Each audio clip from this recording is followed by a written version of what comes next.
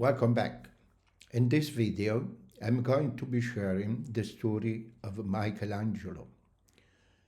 Michelangelo was one of the most important and very famous sculptor artists, not only in Italy, but all over the world. And I want to just imagine that it's Michelangelo himself who is telling the story of his life. So, this is the story. I'm Michelangelo, and this is the story of my life. I was born in Caprese in 1475, but don't call me da Caprese. I always be a Florentine. That's where my soul belongs, where my hands first touch marble, and where I became the artist the world now knows. But let's be clear, this life of mine was no easy path. Genius, if you want to call me that, is a curse as much as a gift. I was never meant to be an artist, at least not in my father's eyes. Ludovico di Leonardo Buonarroti thought manual work was beneath our family, but I had no interest in becoming a bureaucrat or a merchant. I want to carve, to shape stone into something living. Against his wishes, I became an apprentice under Ghirlandaio. I learned the basic painting frescoes, preparing pigments, but my heart was elsewhere. It was in the Medici gardens where I studied ancient statues and carved my own. That's where Lorenzo de Medici noticed me. And that's how I ended up in the heart of Florence power. It was never easy to deal with, no then, not ever. I worked alone, always fighting with someone, the Pope, my patrons, even the very stone I carved. I barely ate, rarely bathed, and never wasted time on comfort. People said I lived like a beggar, but what did I care?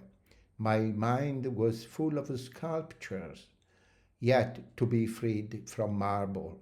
Take the Sistine Chapel, for example. I never wanted to paint it. I was a sculptor, but Julius II, a bull of a man who didn't take no for an answer, forced me into it. I spent 4 years on my back, covered in paint, my neck twisted, my hands cramped, and after all that, they called it a masterpiece.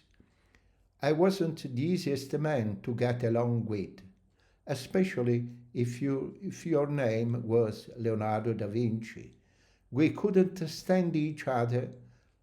Once in Florence, some man asked Leonardo about Dante's Inferno, and before he could answer, I cut in, mocking him for never finishing his works.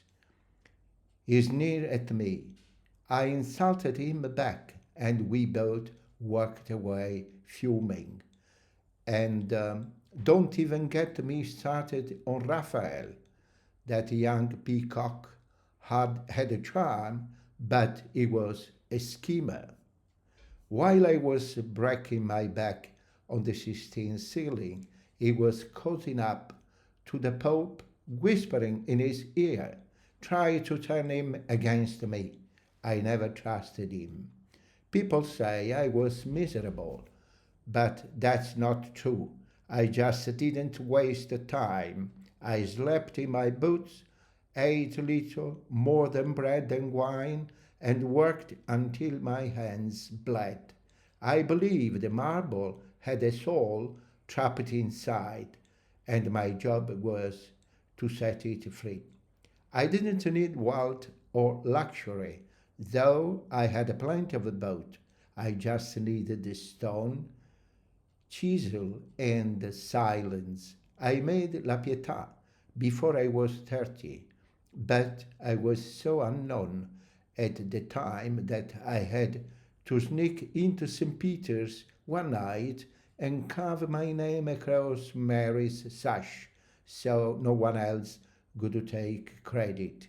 I regretted that later. Vanity didn't suit me. David, that block of marble, was ruined before I touched it. Two other sculptors had given up on it, but I saw what they couldn't. I carved him standing tall, defiant, every muscle tense.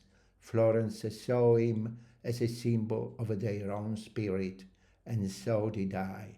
I lived long, too long, some might say. My body grew old, but my mind never stopped.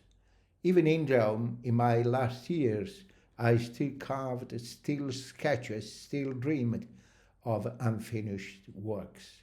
My final piece, the Rondanini Pietà, was meant to be my last masterpiece, but my hands were weak and I never completed it. I died in 1564, far from Florence, but my heart never left. They took my body back to my city, where I belonged, where my David still stands, defiant, unbroken. I was Michelangelo Buonarroti, a stubborn, restless, tormented soul, a sculptor before all else. And this was my life. And this, is this ordinary life of Michelangelo Buonarroti. Thank you so much for watching. Bye bye.